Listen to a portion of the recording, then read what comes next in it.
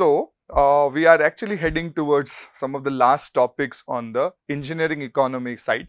Then soon we will make progress more towards the accounting, the construction accounting, how the cost estimation works and things like that. So one of the topics that, yes, theoretically it could have been covered before, but I am covering it now because now you are going to deal with this kind of concept very more frequently in your practical application for your projects. So we are going to talk today about a concept called inflation. So inflation is essentially the money power or the purchasing power of a particular currency. You could also talk about. So you could look it into the two things. One is, if you want to keep the goods same, suppose you want to buy 1 kg of cement versus 1 today versus 1 kg of cement tomorrow, there is likely a price increase that you may need to put more money to obtain 1 kg of cement tomorrow compared to today, right? So this concept is captured through a concept called inflation, that there is an increase in the amount of money necessary to obtain the same amount of goods or services before the inflated price was present, right?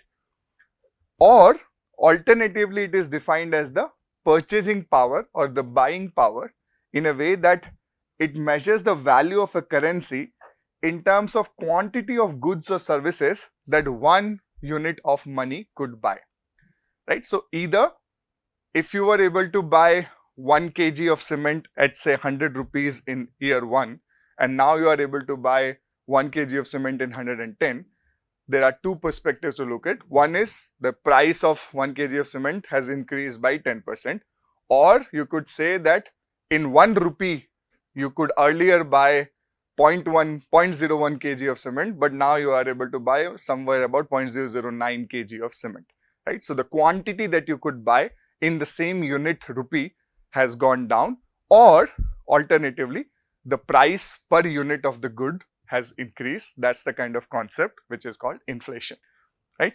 I'll not go too many details about different variety of inflation that economies can experience, but essentially, do you know what is the inflation rate in India on an average? 7 to 8%. Roughly, yes, 7 to 8% is what we are experiencing right now. Do you know other extreme cases of inflation happening in our surrounding economies or in the world? Have you heard? Sri Lanka had a huge inflation trouble. What about else? Yes, so Zimbabwe was a very special case. That's called something called hyperinflation. Hyperflation, in fact, not even inflation. So the inflation rate was 98%. So, and that was like huge. So literally for buying one piece of bread packet, you needed to put money in the bag and then really literally take it. That's the value of cash that had become. So really money does not have any value. And I think there was a very interesting case around that time. Somebody from one of the African countries which was really suffering from this hyperinflation. So they had currency dollars of like 10 million Zimbabwe dollar, like a single note.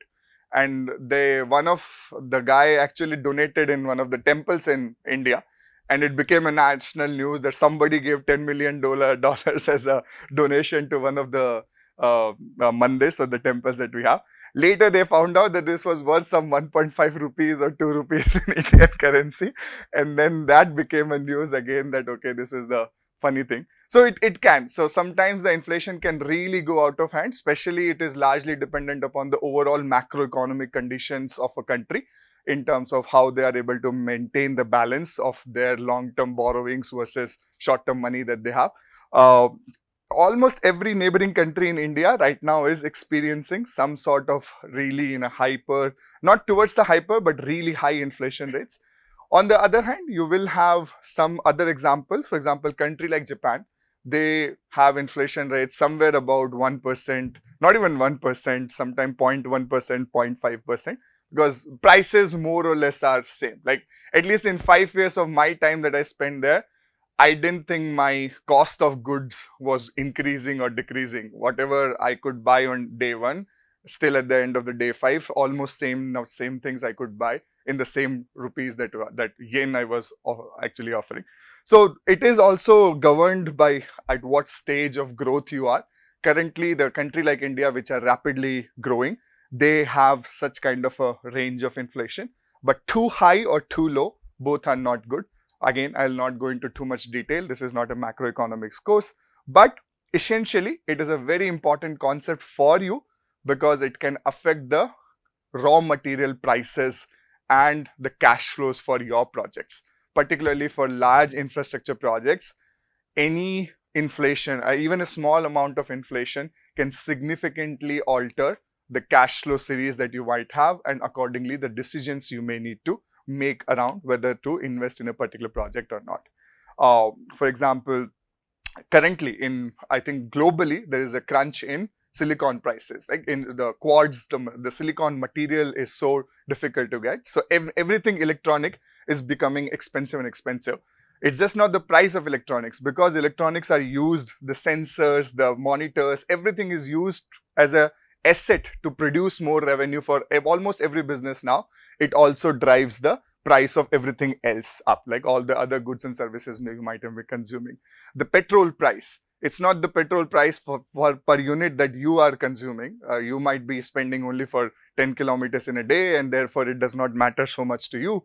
But transportation cost is the significant cost in every goods that we consume. Almost there is a large supply chain distributed across India, and that cost starts becoming high and high, even by this minor change in the fuel price of a particular country or region.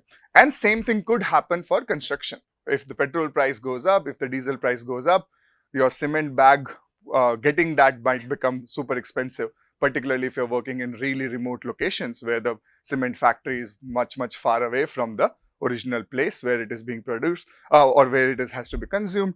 Steel prices, they are also heavily governed. So almost every construction material that you could imagine is prone to factors of inflation, and therefore it's an important factor, at least for a construction perspective, that you should consider it. I would also give you a little bit of an advice. There's something called wholesale price index, which is essentially a consumer basket, in a way that on a day-to-day life, on an average, what an Indian consumer would consume. And this wholesale price index tracks the elements in that basket's price, and based on that they can calculate how much is the inflation rate. Now this is a very common indicator to identify the inflation rate. This may or may not be directly applicable for your construction related works, because WPI is based on what an average Indian buys. An average Indian does not buy cement.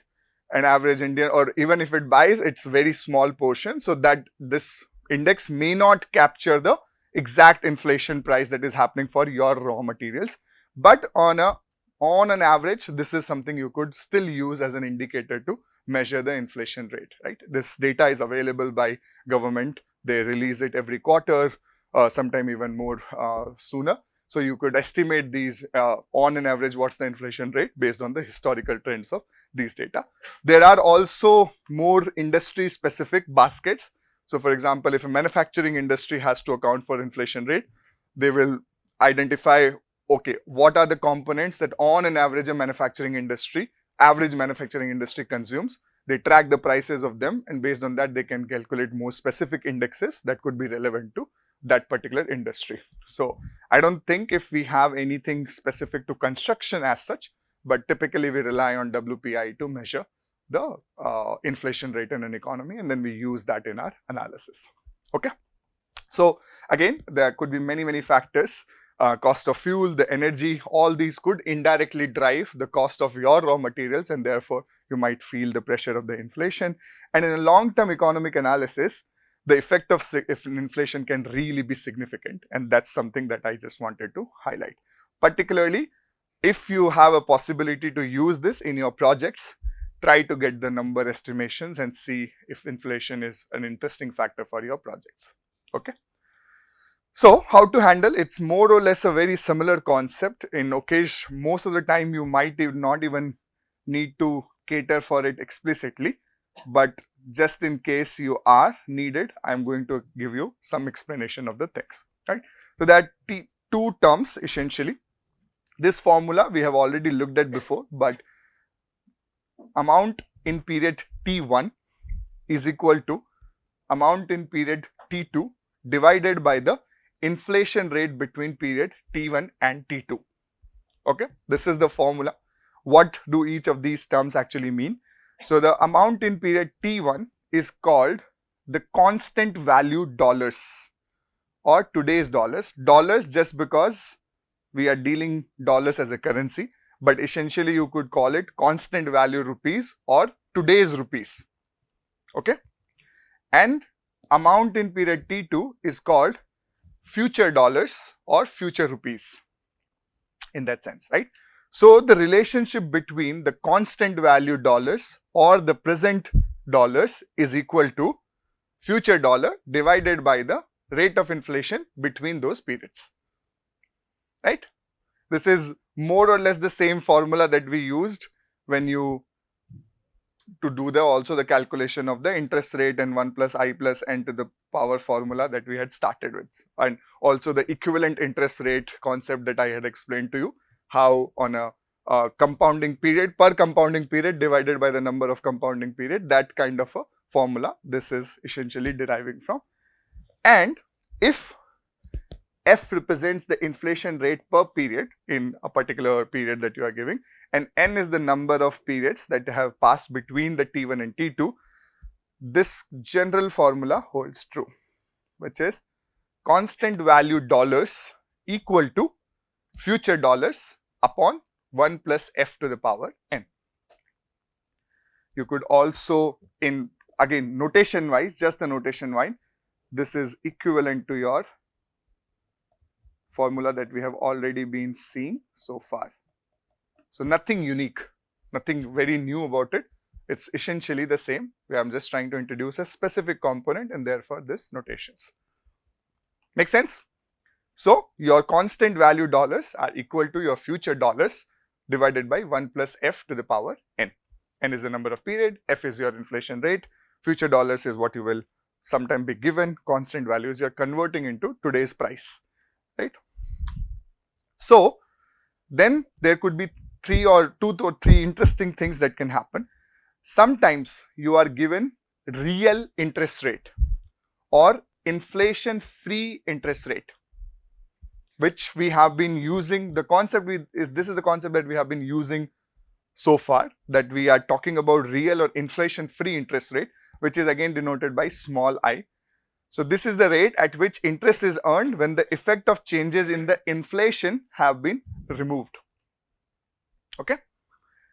There could be an inflation adjusted or a market interest rate. Whenever in the question or whenever in most of the real applications you will look, they will give you market interest rate. It means that inflation is already taken into account in that interest rate. So you don't need to necessarily do something new. You could still technically use all the formulas. But in case you are going to use the real inflation rate, real interest rate, as well as an inflation rate, how to estimate the equivalent market rate is something that I am going to show you. Okay, and that's the only concept that we are going to learn in this class. So the inflation adjusted or market interest rate, again denoted by I subscript F, this is the rate that has been adjusted to take inflation into account. This is most commonly referred, this is what most likely you will get information about. It is a combination of real interest rate small I and the inflation rate small f. It is also known as the inflated interest rate. To make consumers' life easy, most of the time you will use this interest rate. Really, if you want to bring out what is the effect of inflation specifically in your analysis, then you might need to estimate a real interest rate and an inflation rate, and therefore segregate the effects that the two things are bringing to your overall analysis, right? So essentially the inflation rate F, I've already decided, it measures the rate of change in the value of a currency, and when the dollar amount in different time periods are to be expressed in constant value dollars, when the entire cash flow series has already been represented in constant value dollars, which interest rate you will use for transforming present worth and annual? Which one? Did not get? So suppose I have a cash flow series and I am saying all these cash flow series is already in constant dollar, and I tell you that tell me the equivalent present worth. In this case, I have given you I, F and IF. Which will you use to discount? Small I, right? Yeah, because all these values are already adjusted by inflation, because by definition they are constant value that has been given to you. If these values are future values, if these are future dollars, then you have to use the I subscript F, which is a function of your normal I and the inflation rate F. Okay, so far with me, clear? Alright, let me give you the relationship between them. So it's very simple. Suppose the F was future dollar, not the constant dollar. This relationship anyhow holds true. This you have already known. Suppose I am saying that F is the future dollar. To convert future dollar to constant dollar, F will be further modified by 1 plus F to the power n. Now I am expressing this series of future dollar into the constant dollars, right? And this, so this new P value becomes F upon 1 plus F to the power n into that original term of 1 upon 1 plus I to the power n. This I am calling as an equivalent IF. I am defining that this term is also equivalent to 1 plus IF to the power n. Again, why I am doing this? I think all you can derive the formulas that we have found equivalent rates before in different time periods conversion. This is how ultimately the conversion becomes a same exponent kind of a value. Equivalent rates, you can always set up the cash flow series and identify. Right now, take it on the face value, because I am assuming that you will be able to derive all this. Not needed, you don't need to derive them anyhow. So, essentially what I am saying is 1 plus F to the power n into 1 plus I to the power n is equals to 1 plus IF to the power n. So, IF becomes I plus F plus I into F. So, this is your inflation adjusted interest rate, which is real interest rate plus the inflation rate plus a combination of the term, and that becomes your real inflation rate, not your inflation adjusted rate. Okay, clear?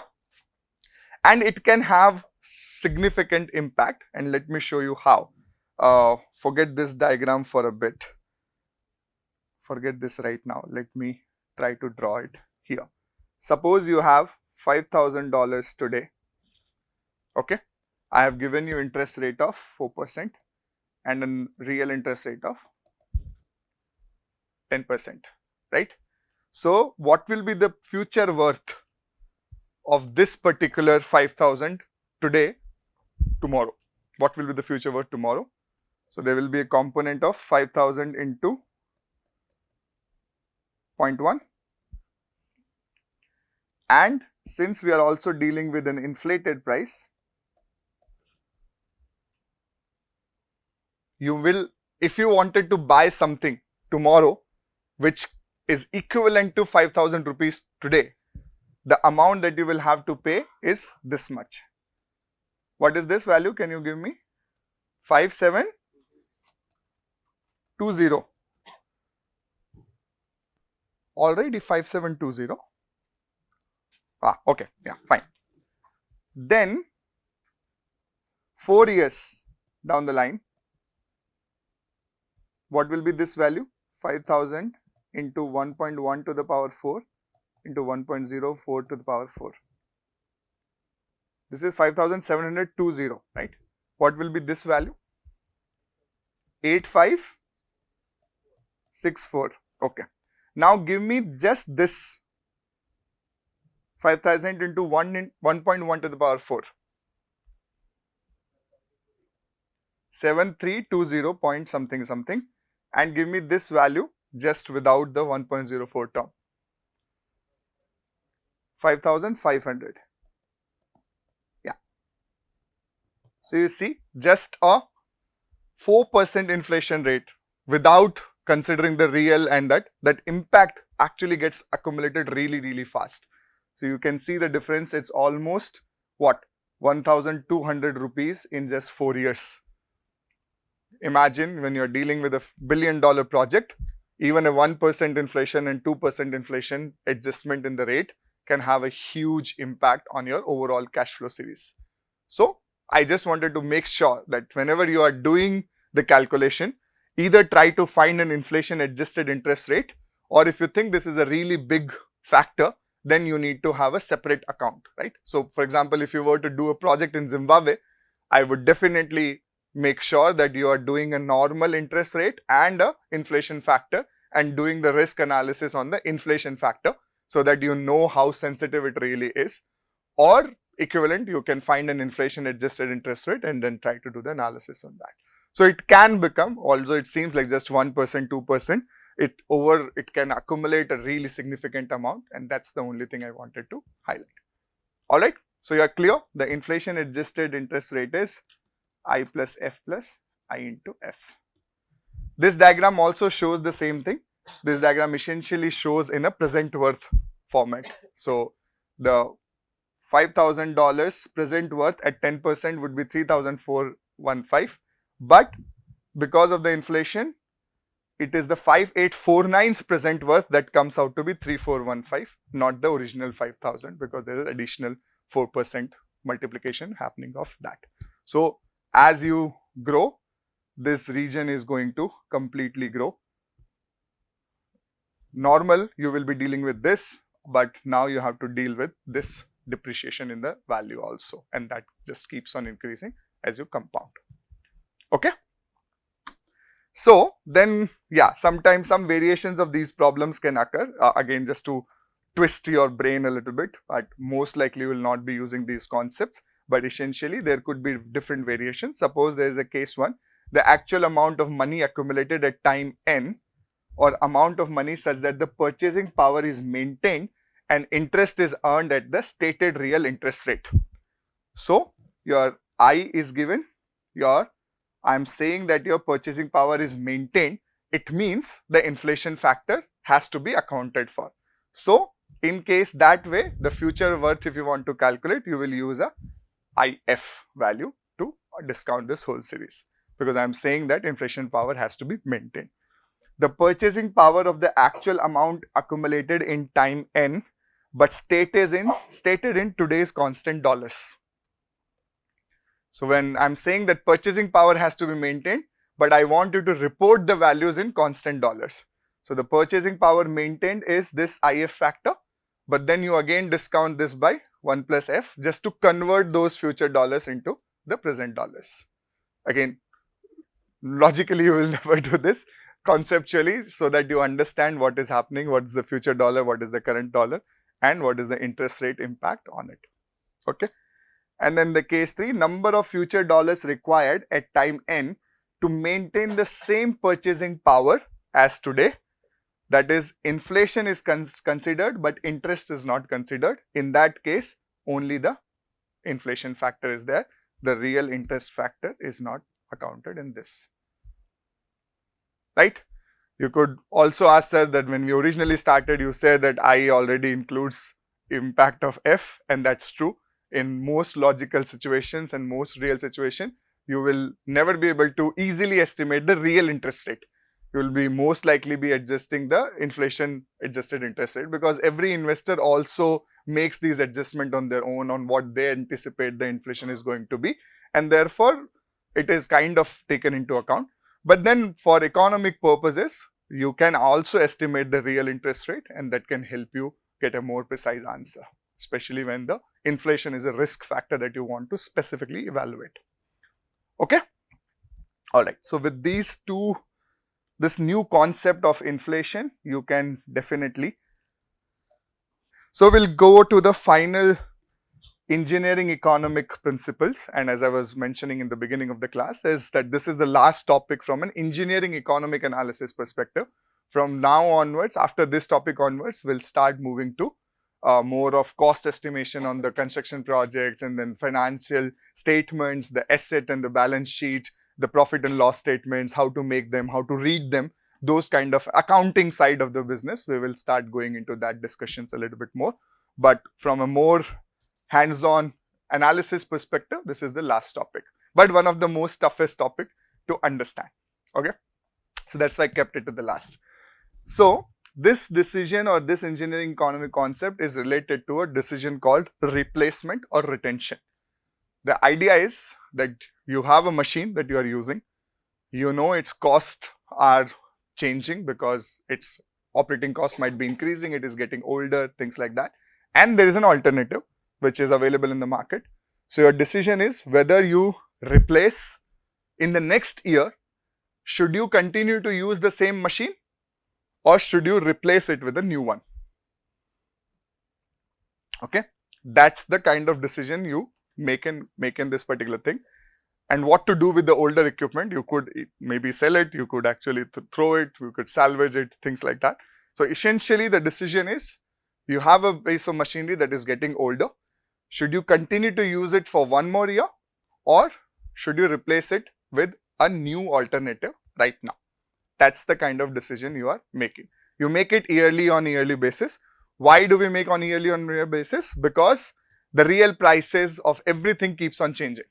So far we define 5-year prices, 10-year prices, but that's not how the real world works. Real world, you will see the prices, you need to have a more constant info or like more latest information on the prices, and that can influence your decision. So therefore you actually do this analysis on an every yearly basis. As a company also, okay, how many assets to retire and how many new assets to purchase this year, that's something, the decision that you need to make. Okay, so they basically also need to decide, typically construction managers, what to do with the older equipment. And this is one of the most important questions that is frequently asked in the industry as well. So when, for example, when should a new asset such as a diesel generator replace the existing diesel generator? Or what should a foam material be replaced with? When should a foam material be replaced with? Is it worthwhile to continue the same scaffolding material? Or is it time to replace it with new scaffolding material? Right? Scaffolding is something you use in every project, and of course there's a wear and tear and all those things. So as a whole system, should you continue to use this or should you buy a new one right now? That's the kind of decision you are asking. Why replacement? Again, similar concept as depreciation, in a way that there will be wear and tear, there will be depletion of loss of market value, there will be deterioration of a particular asset beyond repair. It could be that one particular asset, it's becoming too expensive now to maintain just because the technology is so old, right? You can't keep on maintaining the old technology.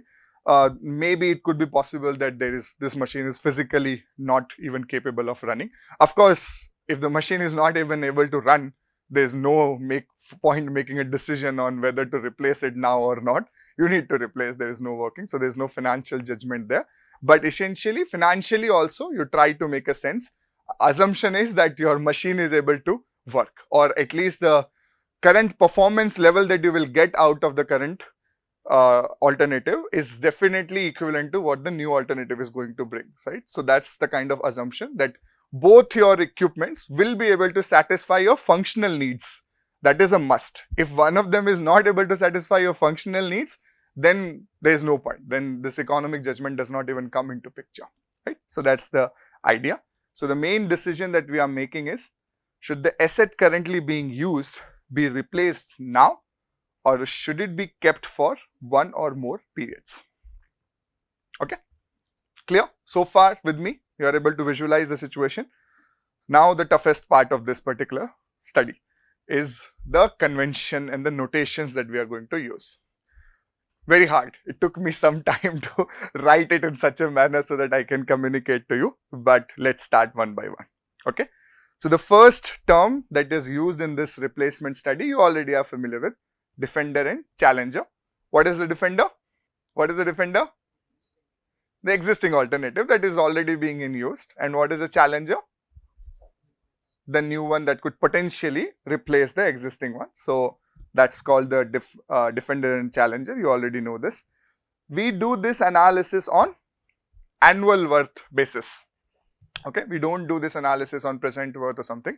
We convert all the values on annual worth and then make a decision on whether on this year alone is it worth to use it or buy it as a new one. So you're always dealing with annual worth analysis. So Defender and Challenger both are compared on the basis of annual worth sales. Since most of the time only costs are included in the computation of AW values, the term equivalent uniform annual cost may also be used sometime. Why it happens that only costs are involved? Because one basic assumption is that both the alternatives serve the same functional needs. If Challenger is so advanced compared to the Defender in terms of what it could serve, of course it becomes more logical to do that, but replacement study is more or less equivalent alternatives you are comparing in terms of so there's only a cost comparison, assuming that both will be able to generate the same benefits. Okay. And there's a concept called economic service life, which I will explain to you. So I have also given you multiple services lives so far. One is when the machine is dead. That's the actual service life, it's gone. We have also seen something from a depreciation perspective, which the tax law assumes that this is the service life of this and allows you to discounting and all. And then there is something called economic service life, which is the service life beyond which the cost of maintaining or cost of keeping the machine starts growing, right? It becomes uneconomical for you to keep an older machine, and that's the idea. I will show you graphically. So it's the number of years at which the lowest annual worth of cost of an asset occurs is called the economic service life. Why do you think there is a hypothetically there is a service life possible where the total cost will be lowest and then before that it will be higher and after that it will be higher? Can anyone think of that?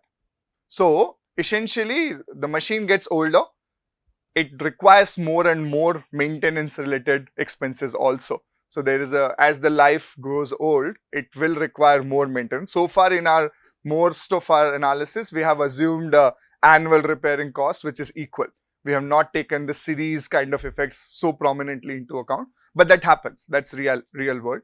A car service, the first 3 services are free, but then you start paying and then actually it gets much more frequent and the losses are also very high and things like that.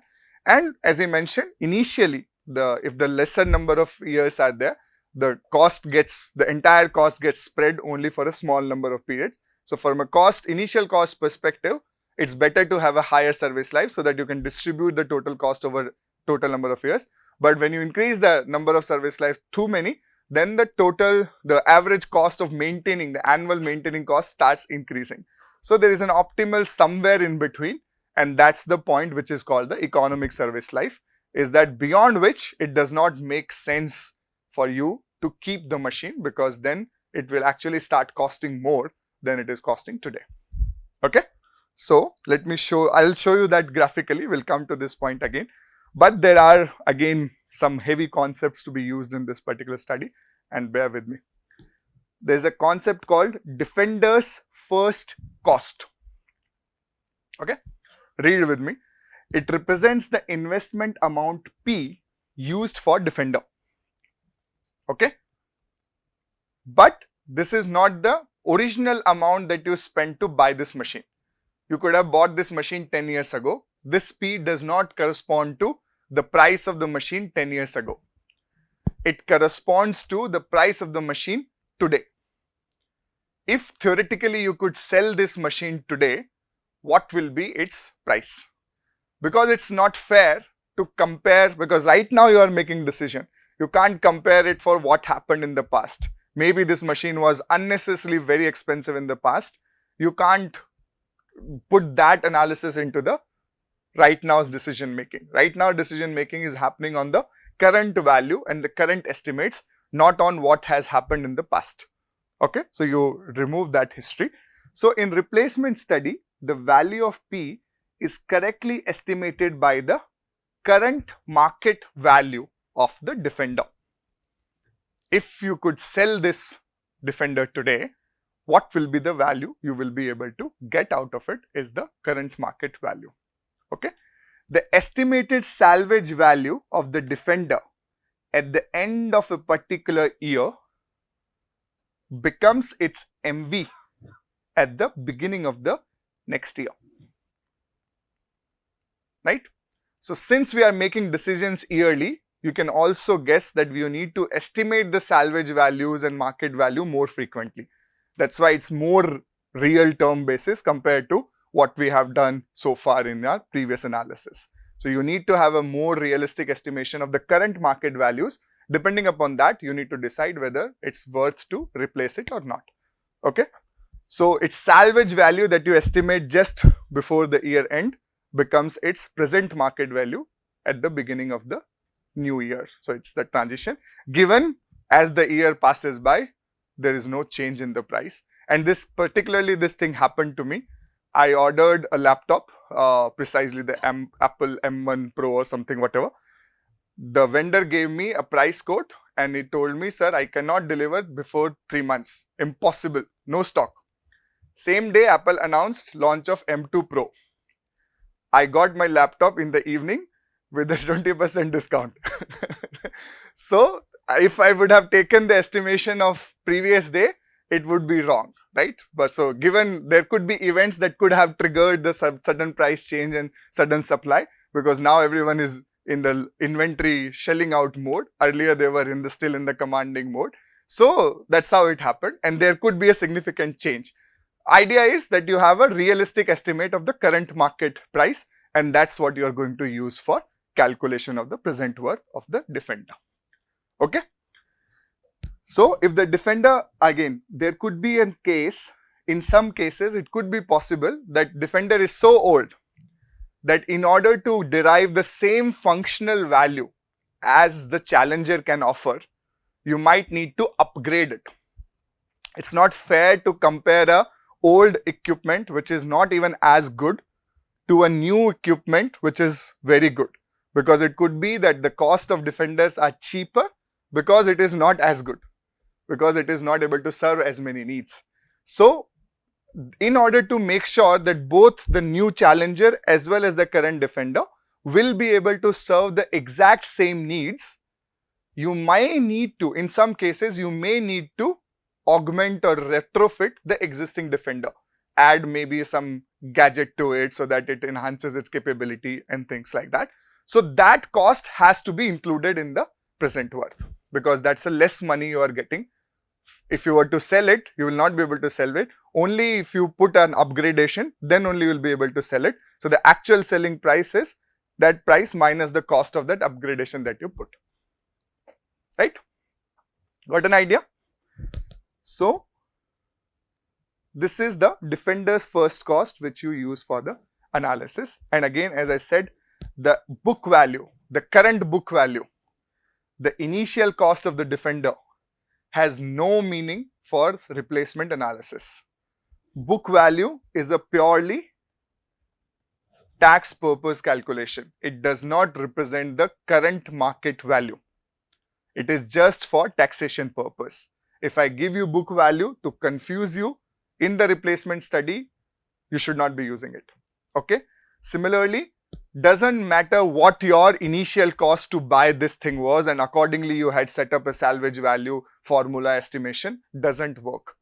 It is purely based on the current market value that you need to estimate from the market.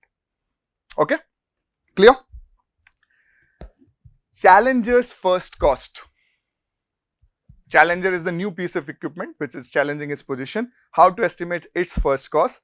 It represents the amount of capital that must be recovered when replacing a Defender with a Challenger. It is indeed equal to the P, which is the first cost of Challenger, because technically you are going to buy a new piece of equipment. You are not going to buy an old piece of equipment to replace an old piece of equipment. You could do that, but then in that case, whatever that value, you should be using that value for Challenger's first cost. Okay? Then there are some interesting occasions where a high trade-in value may be offered for the Defender. Suppose you are selling a classic car, old car. So although its market value could be because somebody is really possessive about that old car, or maybe it fits their collection process, they might be willing to pay a premium over the market price. So that needs to be accounted properly, right? Because you are selling that particular value. So then for economic analysis of the particular challenger, your new value is the P minus the difference of the trade-in value or compared to the original market value that you would have gotten. So this is the additional amount you are getting beyond the market value. So you should give credit to this challenger and reduce its cost by that much factor, right? If market value says 10 rupees, but I am paying you 20 rupees, so effectively I need to pay 10 less rupees in order to get the new defender, the new challenger. So that's the idea that is being discussed here. Clear? Confusion? Many terms so far, but that's why I've written it in a manner. Please go through these slides, and I'm also trying to go to as slow as possible. The main idea that I'm trying to follow is you do the analysis of replacement with a completely neutral approach. You do not favor any of the defender or the challenger. Therefore, you are not unnecessarily taking the burden from the past of the whatever the service life of the defender was, and whatever you are not bringing that component into analysis. You are also considering what is happening at the moment. You are not favoring challenger unnecessarily. You are not favoring defender unnecessarily. You are trying to make on both on equal grounds. That's what exactly is happening. So this concept of using the current market value, in case you need to upgrade, you need to have that cost accounted into the first cost of defender. In case you are getting a premium by selling this defender or replacing this defender with a new challenger, you need to account that trade-in value also into the, so that you are comparing on the equal basis. Okay. There's also concept of sunk cost, which I've already introduced to you, but I'll give you a formal definition. So typically the defender would have been purchased some years ago at, let's say, some price P0. Today, if it is traded or sold because of a consideration to buy a challenger, the value of the obtained will definitely be less than P0. So whatever the current value is, let's say P, and whatever the original value was P0. So this term P0 minus P is called the sunk cost. Okay. The sunk cost is never considered in the engineering economic analysis because it doesn't matter. It's not fair to the current challenger if you want to recover your old sunk cost by this decision. You can never, in engineering economic principles, you can never correct your past mistake by the decision today. Today you have to be fair to all the alternatives. That's precisely the point. So the losses in the past should not be and cannot be recovered by the decision in the future, especially when it comes to engineering economy. And the sunk cost may make the challenger look costlier than it actually is. If you want to recover this much money also, whatever the loss you made, you want a product so good that also recovers this much loss, then you are unnecessarily weighing down on the challenger side of it. So it's not a fair comparison, and therefore you do not worry about whatever is happening. You focus only on the current market value of all the things. Okay. Also, this point of non-owner's viewpoint, which is essentially say that the analyst who is doing the analysis is assumed to own neither the defender nor the challenger. You are an independent consultant who have been hired to do this work. You are not assumed or any favorable position with respect to defender or challenger. You cannot buy a new iPhone just because it is cool. As an analyst, okay, as a personal you can buy, but you should not have no biases towards either the defender, which could be a OnePlus 10R in this case, versus an iPhone 14 Pro, whatever is coming in the latest in the market. So it is very important that you do a neutral point in this particular analysis. Okay, not in this analysis, in fact in every analysis. So that's where a lot of assumptions that we make, we are always assuming in alternative comparison that they are equivalent in other aspects, right? And only the cash flow is the only decision that you are taking, but that will never happen in reality. So you need to adjust the cash flow series to make sure that the performance wise these alternatives are always equal. I'm stressing that here more. So far, it was just to introduce the concepts to you, right? And then finally, the revenues generated by the alternatives are assumed to be equal for most of the cases, particularly in replacement study. So it's only a cost only study. If the defender must be upgraded or augmented to make it equivalent to the challenger, the cost is added to the market value to obtain the estimate of defender's first cost. We've already seen that. If you need to upgrade the defender, then that is also included in the first cost of it. Okay? So with these terms, I'll leave you here. I'll post these slides. If you are daring enough to go through them before coming to the next class, it will be helpful. If not, this is my job. I'll start from here. Okay? But at least familiarize yourself with these terms. All right?